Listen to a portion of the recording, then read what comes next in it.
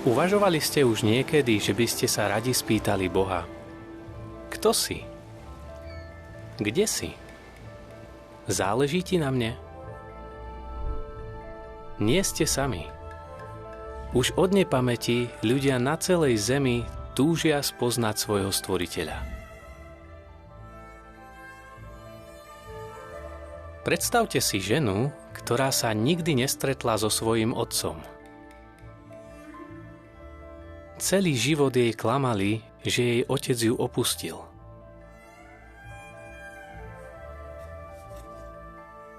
Ale ona hlboko vnútri cíti, že to nie je pravda. Jedného dňa dostane od svojho otca list.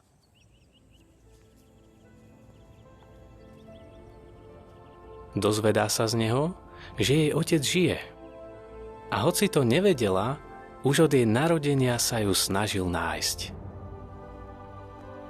Vďaka tomuto listu zistí, kto je jej otec.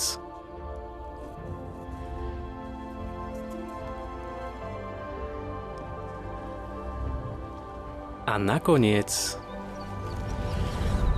ho nájde.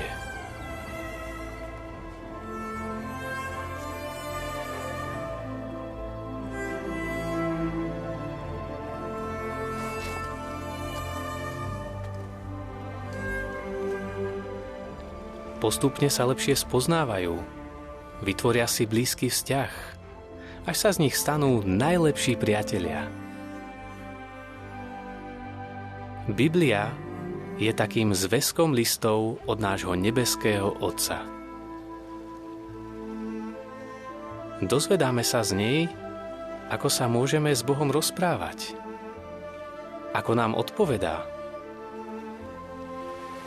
a akými rôznymi spôsobmi nám ukazuje, že nás má rád. Vďaka Biblii môžeme dosiahnuť niečo, čo sa nám mohlo zdať nemožné. Môžeme sa stať Božími priateľmi. Prvé, čo sa o svojom nebeskom Otcovi a novom priateľovi môžete dozvedieť, je jeho meno. A Boh nám povedal, ako sa volá. Tvoje meno je Jehova a len ty si najvyšší nad celou zemou.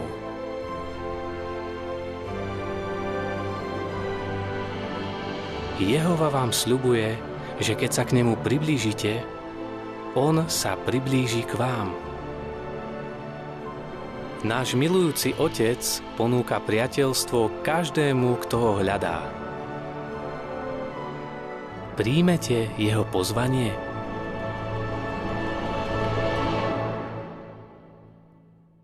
Ak by ste sa chceli dozvedieť viac o tom, čo sa v Biblii píše o tejto a mnohých ďalších témach, navštívte stránku j2tv.org.